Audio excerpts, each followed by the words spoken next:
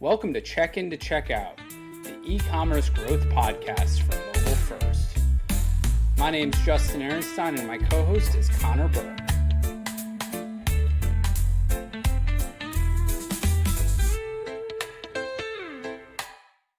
Awesome. Well, thank you so much for coming on to Check In to Check Out today, Brian. We're so excited to have you. So I just want to start with a check-in. How are you feeling today? I'm feeling good, pretty good today.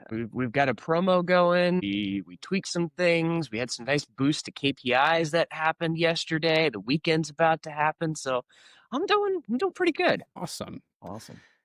And at OnePet, what do you own? So OnePet is a brand that owns a few different brands, and I effectively own the Honest Paws brand, particularly the acquisition D2C functionality. I mean, y'all know how it is. You're wearing all the hats. I own the website and make the website do all of the stuff better. Generally, the main KPIs that I'm focusing on are conversion rate, new customer acquisition, a lot of those those standard things that every e-commerce brand wants to go, but that just because that's like almost everything when you're talking new customer acquisition and conversion rate. And so that means I have to work on traffic acquisition, owning the website functionality, making sure the orders properly go through to fulfillment, and make, just all of the different things of effectively, if it touches the website, I'm directly own it or heavily involved in it. That's awesome.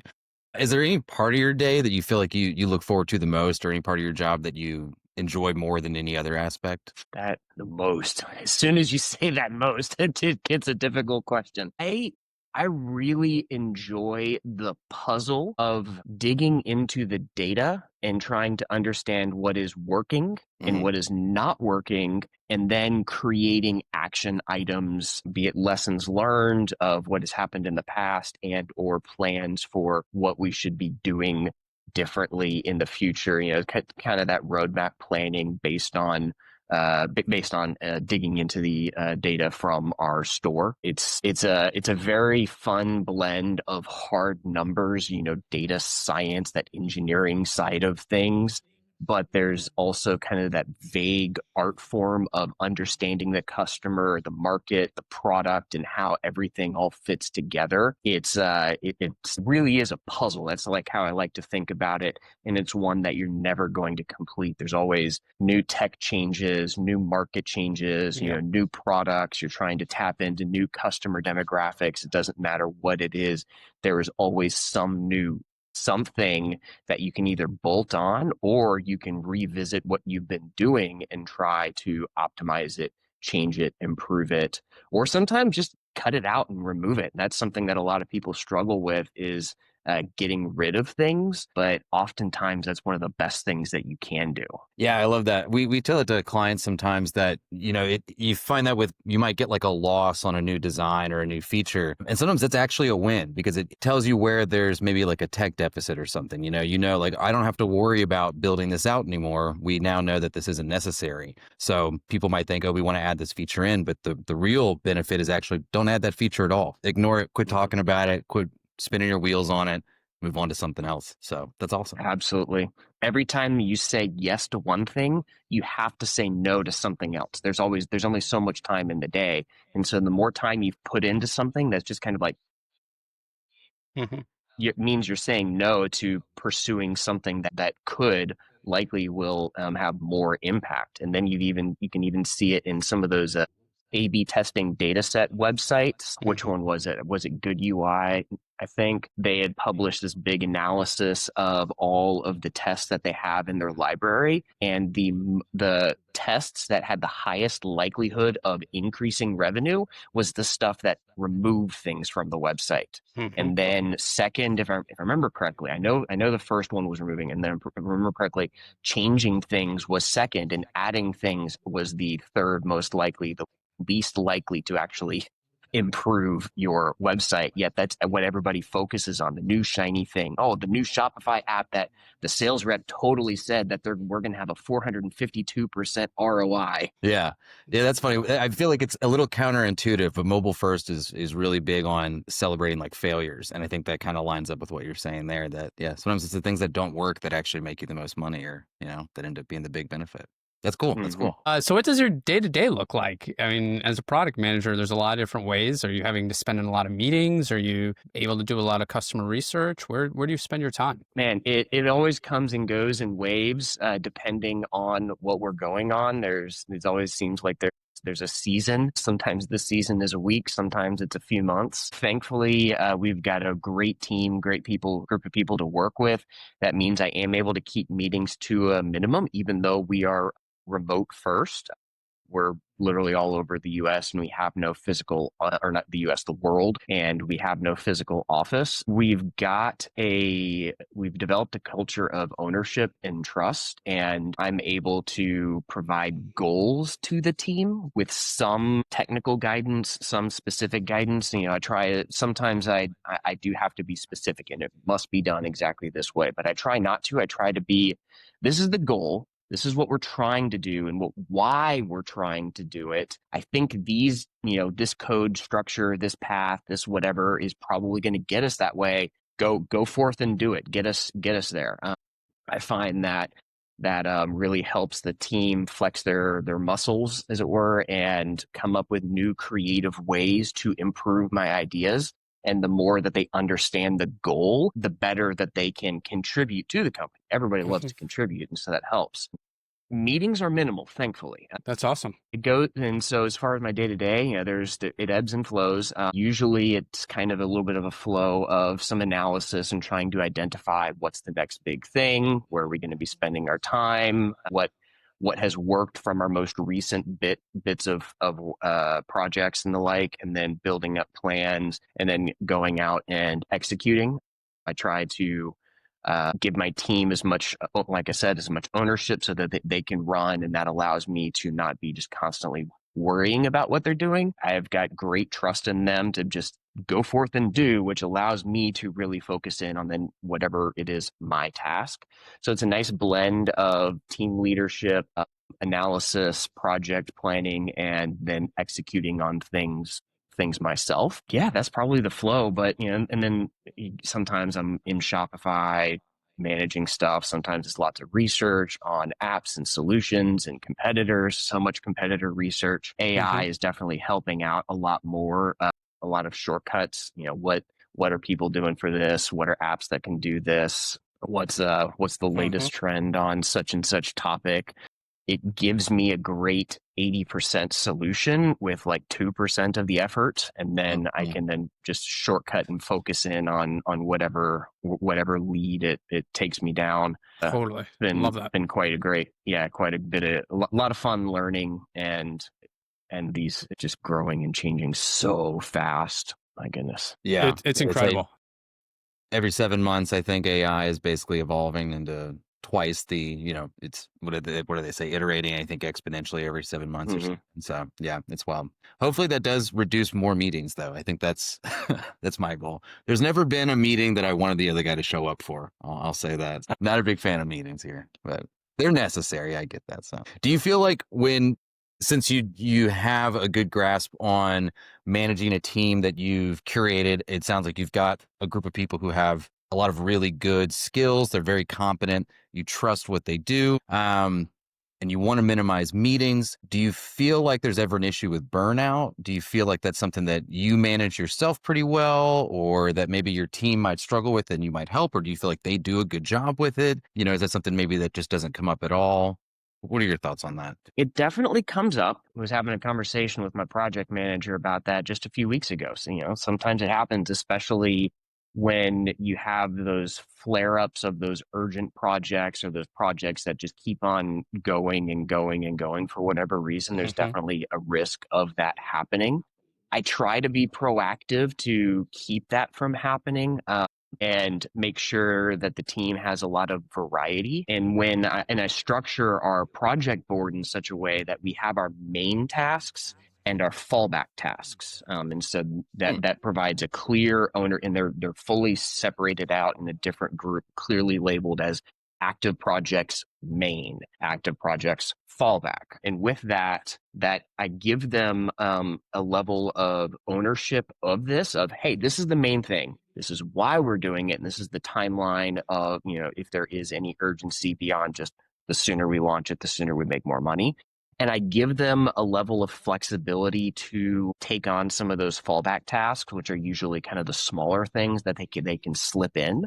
And that I found provides a nice big benefit of avoiding burnout, because it gives them enough variety, particularly when they have these longer tasks. So that way we can, sometimes it's just avoiding burnout is as simple as just doing something different. And then we also have Fun Feature Friday every other Friday, where it's just like, hey, what do you want to work on? You know our goals, you know our KPIs, you know what we're trying to work towards. It doesn't matter if it's on the list or off of the list. What do you think will have an impact and you will enjoy working on? It doesn't have to be the most maximal, optimized, highest priority. If you think it'd be fun, then go for it. Try it. So I try and that gives them an opportunity to come up with something. I'm not telling them what to do. They tell me what they want to work on. I'll give it a thumbs up. And off they go, and that's produce some pretty unique and interesting ideas that I definitely wouldn't have come up with. So that's been fun. So yeah, just try and keep a little bit of variety. With remote work, we have flexibility where it's, make your meetings, work your hours, and if you need a break, just update your Slack status, make sure we know, or something like that.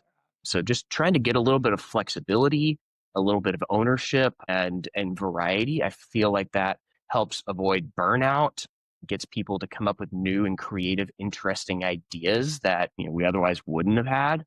And then, of course, when you get burned out, the quality and speed of your work goes down. So it's just seems like a nice net benefit for everyone. I love that. So it comes down, it sounds like, to prioritizing what's important. Again, trusting your team that you've hired and who you trust their skills, letting them decide and delegate their own tasks, and then just giving them that opportunity to be creative and do what they do best without feeling maybe, hindered by project goals and timelines and deadlines. So that's awesome. I love that idea. The Feature Fridays or the Fun Feature Friday is a great idea.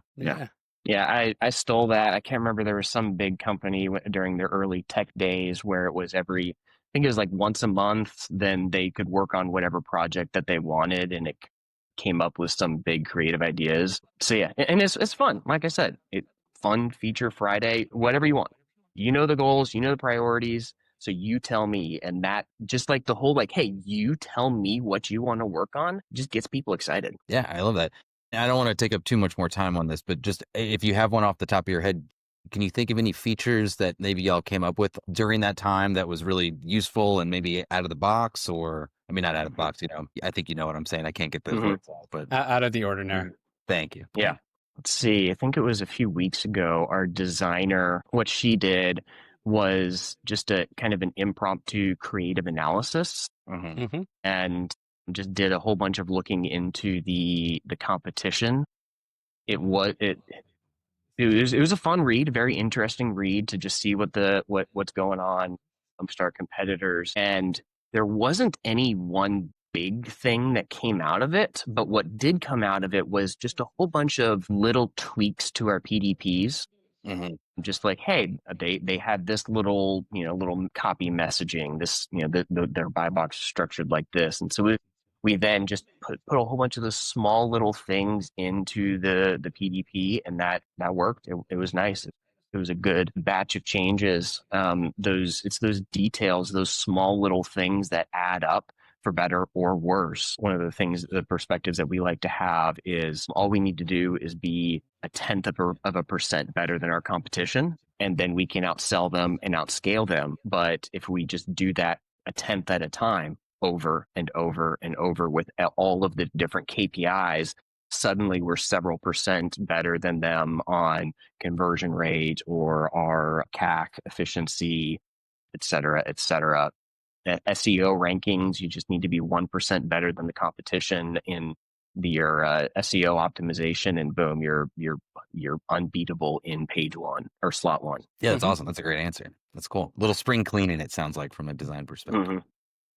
So as a product manager, it's impossible to be great at everything. So what's some of your strengths, but really almost more importantly, what are some weaknesses that you rely on others for? So with my career, I started out in web development. I did the agency rotation for 12, 13 years. Small business, small agency. So small business, you're wearing all the hats. Agency, wearing all the hats. Small business, small agents. My goodness, it's all of the things all of the time. So that path in my career gave me a very, very broad range of experience and exposure to industries, tech stacks, strategies, all of the different stuff. So that gave me a broad range, but I was still able to have some specialization on UI. That was mostly what I did throughout my career, was building out the UI side of things with front-end development, and lots of SEO optimization. So that gave me a good exposure into conversion optimization and copy optimization and marketing optimization and a lot of those types of things. So even though it was specialized, it still gave me a good broad exposure. That, I think, is definitely one of my strengths, even though I have been writing hardly any code these days, and my code capabilities are they're slowing down. I can't write as fast as I used to, and I'm not keeping up with the ever-changing tech stacks anywhere near like I used to. But I can still have those conversations. I can still have highly technical conversations with reps for apps or new services with development team. I can then use that knowledge to help prioritize. We're talking about every 0.1% makes a difference. Code quality, all of that matters. Site speed matters. Everybody loves to give lip service to the importance of site speed, but then they're just like, oh yeah, just add this extra script and that one and that one and that one and that one. Why is my site so slow? So I'm able to still get into the details of the product because I've been there, done that on the direct contributor side of things. And then I'm now broadening my exposure and my interactions so I can keep a perspective on the broad, the wide picture, whatever. Words hard. You good? I know what you're saying though. Yeah. And that's really, this is a good point. So, and because I've interacted with all of these different departments, all of these different types of people, clients, technical, non-technical, even though I was just fumbling all over my words right there, I'd like to think that I do a good job of bridging the different topics and explaining, what are the implications. I've got a whole repertoire of all sorts of analogies to try and translate different concepts to convince people of what's important. And then I always try to go back into the data, because even if they don't fully understand the analogy of why the tech of the code of the API of the yada yada whatever, it's all Greek to them. Like, well, when we turned it off, our data got hurt, and conversion rate was this, and you can speculate it out to this many hundreds of thousands of dollars a year. Boom, now they get it. Yeah. That makes sense. So those are some amazing strengths. I love the technical side. I understand that I've come from that. Where do you rely on others? What are some things that you have to rely on teammates? Because that's not a strength of yours. It's something that other people are better at. I want to say this before you answer real quick. I did like what you said a second ago about how difficult it is to stay, and this might be what you're about to go into, but how difficult it is to stay up to date with things when you're managing teams. And like you said, not knowing exactly what's new, what new tech stacks everyone's using, but knowing where to go to get that information, knowing how to communicate that to people.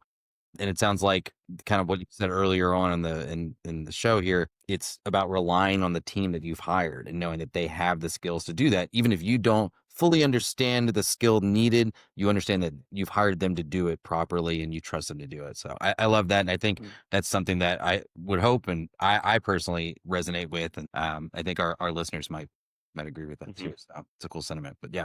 Yeah, there's a weird duality as a product manager and e-commerce manager where you're running the website where you are highly specialized and focused, but you're absolutely a generalist at the same time. Yeah. And so the weakness is, I'm not as into the weeds of any specific topic like a direct contributor is. on, knowing the code base, knowing the copy, the graphics, the graphic tools, all of the different things that go into building a website and running it. I can have great conversations with the teams. I like to think that I'm really good at asking questions for us to then collaborate and work together towards it. But I very much need their help on all of these different topics because I'm not as much of a specialist as they are in whatever that is, be it development, design, be writing, whatever the case may be. And so I can't do each individual task to the skill of my team. That's why I have to be able to trust them. And that's why I go so out of my way to share the big picture, because that's my specialization. That's what this seat does. I have to be aware of all of the teams. This is e-commerce. Every team flows through the website. So I have to be aware of all of the teams, all of the priorities, and all of those different things, and be able to bridge the gap. And so that's what I have to be able to do, is be that bridge, even if I can't go down into the specifics. And so that is ultimately my weakness with where I've been taking my career, is I can talk with everyone, but I can't do anyone's job, not as well as they can. Sure, I could fire up my code editor, I could build out another Shopify theme. Yeah, I've written a lot. I could write a listicle and whatnot, but I can't do it as well as everyone.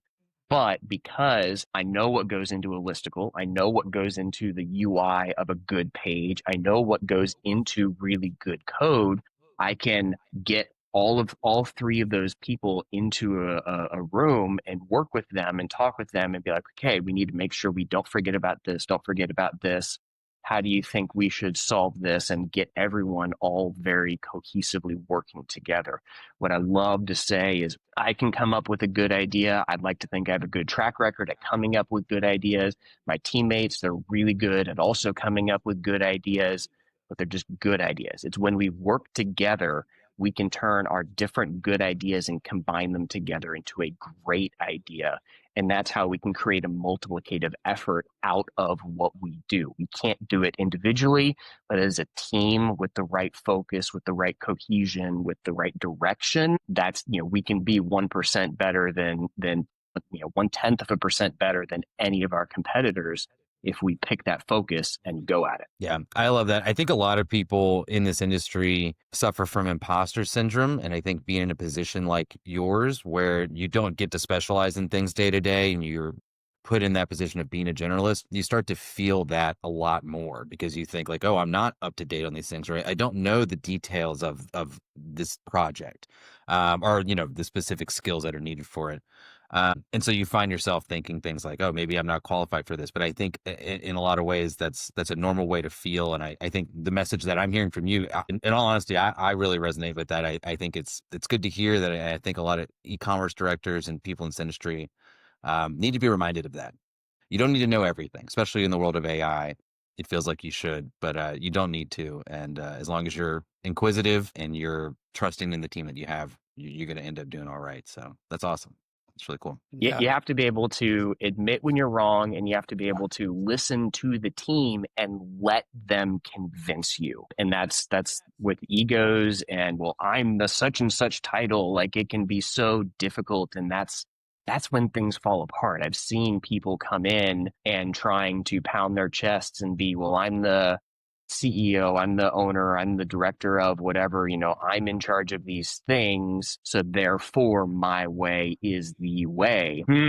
Are you sure? If I could guarantee that I was right 51% of the time, I could make infinite money on Wall Street. I can't truly 100% guarantee that I'm right 51% of the time. I'd like to think that I'm right at least 51% of the time, but truly guarantee it? No. And I have to be able to let go of that and recognize that, and let my team, let my subject matter experts convince me of things in their area of expertise. That's why they have the job, and why I'm not in that job after all. Why hire them if I'm not going to listen to them? Yeah. God, that's so important. I love that. Yeah, it's awesome. Oh, Now we're going to look back your career a little. We've gotten some great insights how you got started in e-commerce and maybe some of your critical kind of points are.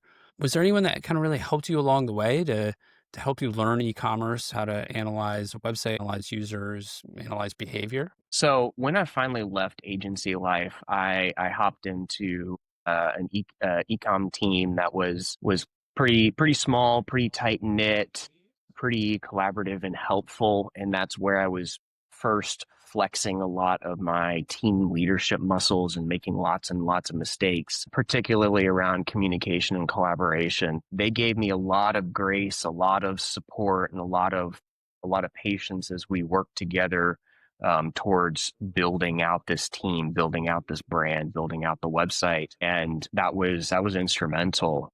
I had some leadership people above me that worked with me and helped coach me and teach me in how I can work with others and what's important to them. What is important to leadership? I mean, that's kind of an important thing. If you build out the most amazing thing ever, but leadership doesn't care about it, then then you're in trouble. So that was a good time for me to be able to look upwards at what leadership is at the more senior levels and how to work across departments. And then the team that was assigned to me then was doing a similar thing in the opposite direction, going upwards, and how I can lead down to them and how I can work with them and help them do their best work so we can create the best output. It was very much a lot of growth in communication and collaboration.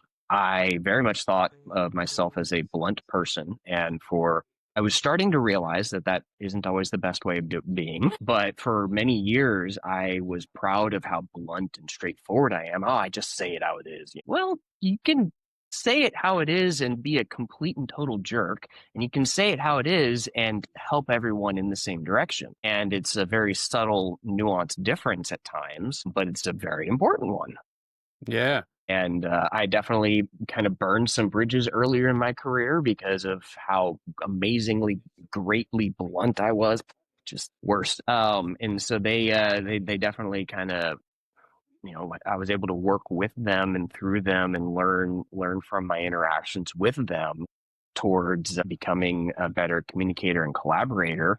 And that team was so incredibly tight knit, and I almost kind of stumbled into the importance of having a team that is I can trust in and teach, or not teach as a teacher, or guide them towards the right direction of this is what's important to the team, because I had the leadership coming down to me, showing me what's important, and then I was able to then help the team get that focus. And that's where we hit top 1% for conversion rate. We were able to focus in on what's important. I was able to trust the team to build out a very, very polished, very tuned website. We were split testing all over the place and just really getting those details going. And so it was definitely very much if it had been different people in different circumstances, I wouldn't have lasted at that job, but that was turned into one of my most successful times in working for a company, as well as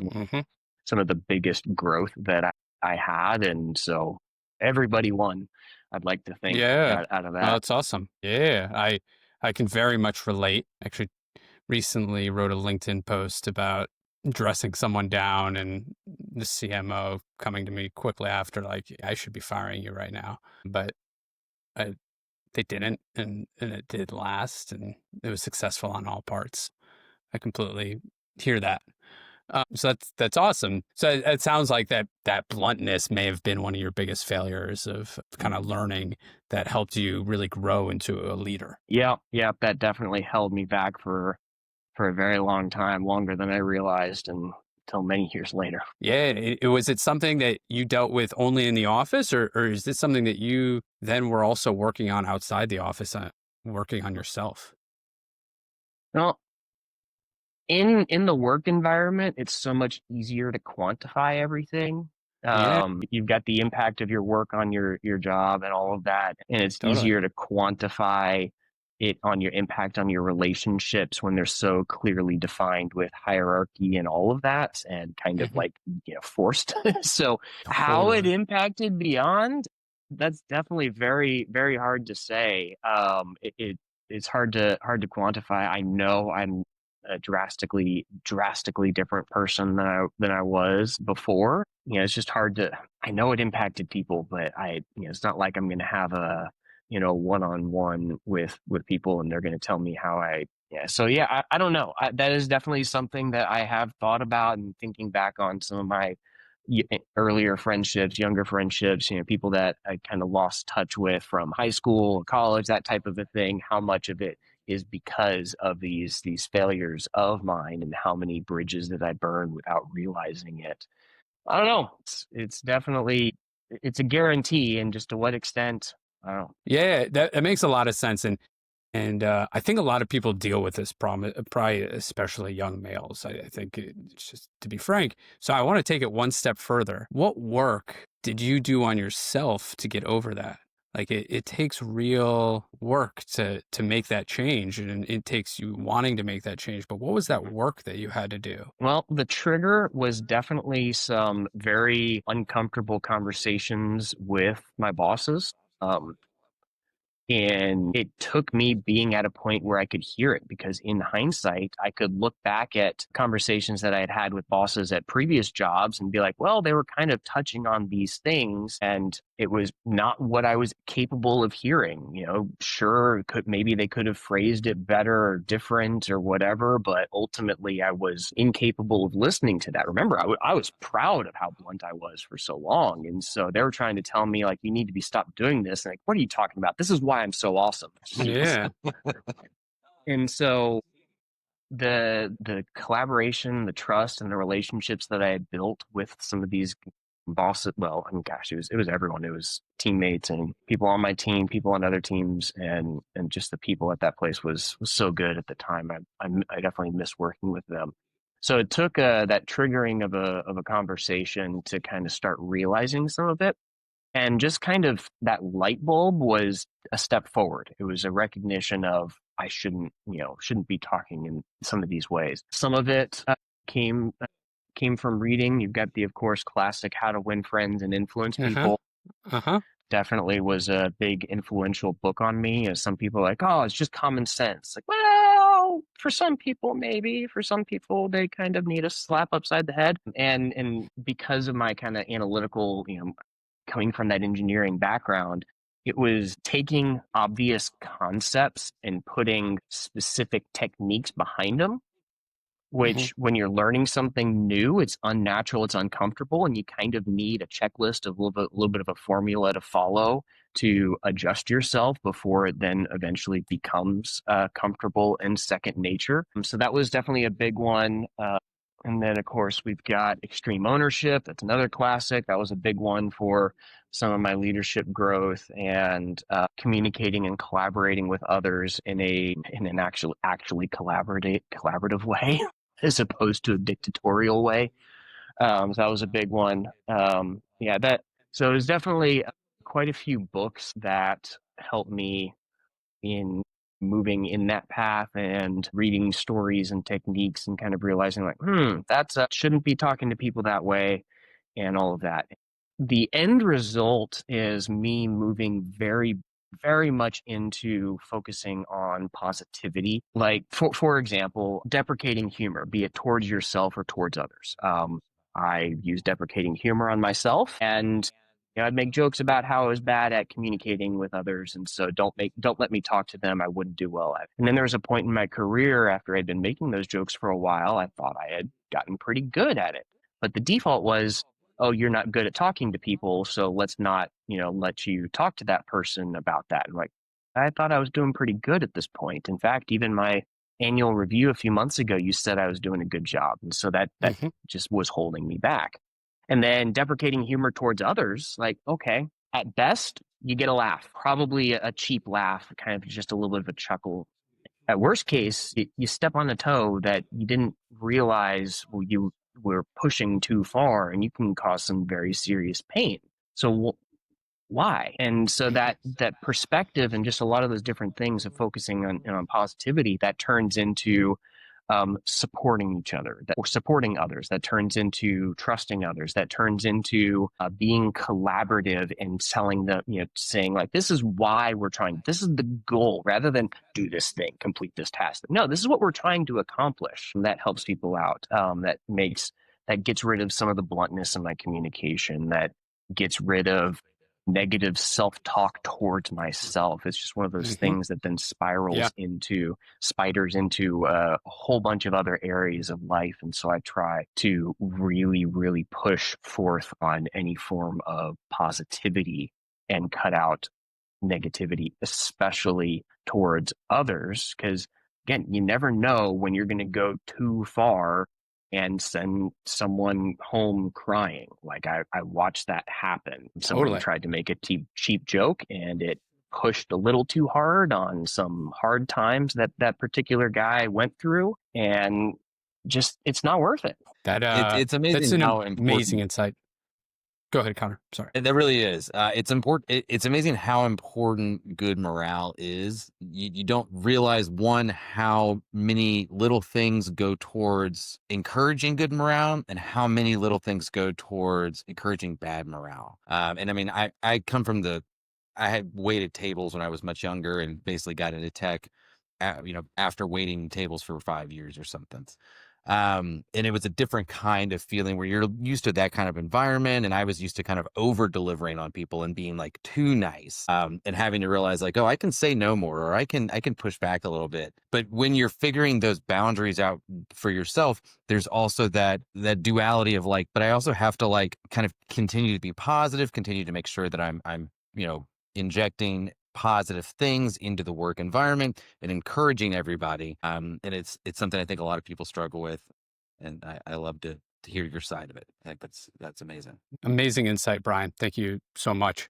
So take a deep breath. Now we're going to start the checkout. And you alluded to it, but what is your process for building high converting sites? Well, the first thing we need to do is we need to do a massive redesign. It's going to take 12 months. It's going to cost us a ton of money, and the website might be slightly better at the end of the project. That's the way to, no, I'm just kidding. Incremental changes. You have to go on those small things bit by bit. Every time you launch something new, you gain lessons learned. Every time you take, twice as long to get something done, you don't know if it's going to make any changes until it's launched. Amazon has never redesigned itself, but it still looks drastically different today than it was, when it originated. It's just lots of small tweaks. Meanwhile, Dell did this big redesign. I was at a CXL conference where Dell talked about this. They spent over a year and millions of dollars making the perfect website, and they launched it. And it was massive. It was millions of dollars per day in lost revenue because it just completely tanked. And within a week, they reverted the entire website back to the old site, and they lost all of that work. And they don't know why it didn't work. It could have been the header. It could have been it could have been anything, but they don't know any of the pieces of the puzzle that worked and didn't work. So the iterative approach, you have to give a crap about the details. You have to really focus in on each little piece. All of those things add up over time. Every new script adds 1/10 of a second to your load time. Every new element on the page adds more visual distraction and more potential friction. So every change has to have a positive impact. And so you have to launch changes, be it a split test or a launch, and see what happens. You have to measure the impact. You need to have your goals of what do you think this change is going to do? What's my theory? And then how am I going to measure it? And then actually measure it after the launch. I've heard a leader say, we don't have time to split test. So you can guarantee that you are right 51% of the time. You have to let the ego go. You have to slay the ego, and you have to so you can give up on tests. You can't get hung up on, well, this was the most brilliant idea ever. It was the perfect idea. Why isn't it working? It must be them that's wrong. And if I do it harder, then no, just give up, move on. You can't be attached to those things. You have to care about the process, but sometimes you can't care about the results. You care about progress, but you can't put all of your focus and your self-worth, as it were, on the result of these things. You have to trust the process and go through it and iterate, Totally. iterate. So piece by piece by piece on the website, look at it one at a time in isolation and in the big picture, and find ways to iterate on each one. Launch a change, watch the data, see what works, make note of what worked and didn't work, share it with the team. You know, if you are the gatekeeper of all of the knowledge of all of the different stuff, you're not helping your team out. And if you're not helping your team out, you're not helping the company, yourself, them, just you have to create avenues, especially as a leader, to share these as well as these lessons, as well as letting your team share with each other, because they're the direct contributors. They're the ones actually doing the direct contribution to the work. And so they can come up with insights that you necessarily can't. So I give my team access to data related to their area of responsibility. Sometimes I'll even prompt them, be like, hey, we're at a little bit of a lull. Take a look at the data for PDPs and give me some suggestions. Empower them to be able to contribute. That gets them invested. I said, give a crap about the details. Well, there's two pieces of that. The people have to give a crap, and then the details have to have impact. So it's two sides of the same coin. And empower them to be able to contribute, and trust them to be their subject matter experts. If you don't trust them to be the subject matter experts, why did you hire them? Like, you hired them. You are giving them a paycheck to do things within their area of responsibility. So, give them room.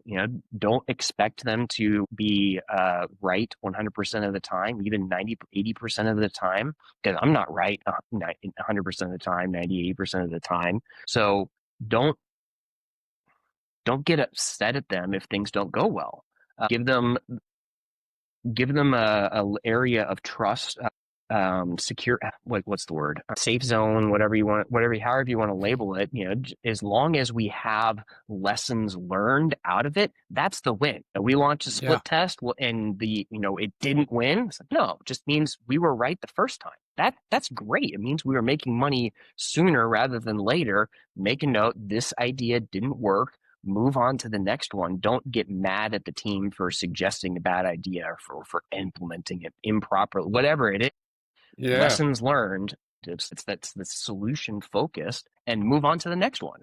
And you do it over and over and over again, and you add on 0.1%, 0.1%, 0.1%, and you get that massive exponential growth over time. To try and quantify it down to a process, I guess, you have to create good data. So you have to be able to analyze the impact of your work, come up with a theory on a particular KPI of, I think I can improve this KPI with this interface, make the changes, and actually care about the details. Yes, we want to move fast, but we can't move sloppily. What we do launch does need to have a level of polish, but keep it narrow enough and focused that you can still move quickly.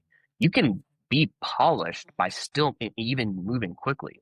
Speed doesn't have to be sloppy. If you just keep that element and that change small enough, now you're mitigating risk while still working towards those 0.1% here and there and getting those improvements. Launch the changes and monitor the data and share the lessons learned, and don't hang your pride, your ego on success, and don't discipline your team for having an idea that didn't pan out, because that's a guarantee. It is guaranteed that our ideas won't work all of the time. So why would you get upset about a guarantee? Give them that safe space to be able to not have to worry that they're going to lose their job because their idea wasn't good enough. As long as you are intentional about the balance of risk reward, then that's fine. And that's on you. That's the extreme ownership.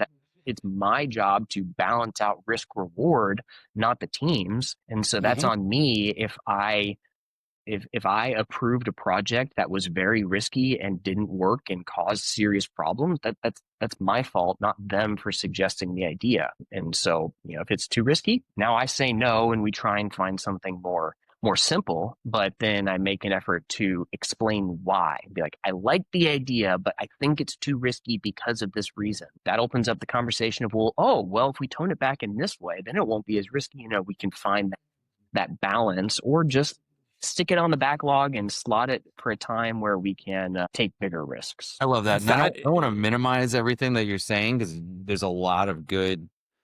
It's a lot of good in what you're saying, but I love the idea that you've been consistent with throughout this call, that it sounds like when you embrace failure, either your own failures or your team's failures, that's how you grow. And I think a Mhm. lot of people are afraid of failure, and that tends to be when you keep yourself from evolving and growing and iterating that 10% or that 0.1% that you need. So I love that. I love that. Yeah, you're absolutely right. And Brian, I I love the embracing experimentation. Obviously, at Mobile First, that's what we do every day for our clients, is we experiment on their sites and bring iteration for revenue growth. And it sounds like you're doing the same thing for your company, which is awesome, and really well done. So I just want to thank you for your time. This has been very enlightening, just very enlightening in your process and your self-growth, and kind of talking through how you've failed and how that's then really taken you to the next level. So really appreciate your time and your energy towards this, Brian. And is there anywhere where people can find you and find what you're working on and get to know you more? Yeah, you can find me on LinkedIn, Brian Purkis on LinkedIn, and I post some stuff there. I'm not one of the posting every day, but I try. I always fall out a little bit, but I try and keep posting with somewhat some regularity, and I enjoy connecting with other professionals. Hmm. I am, somewhat available for consulting work, but Awesome. for the most part, I just kind of I like talking with other like-minded Uh-huh. professionals, and find those opportunities to learn. Well, thanks again for your time. We'll chat soon and have a great weekend. Yeah, you too. I'm going to stop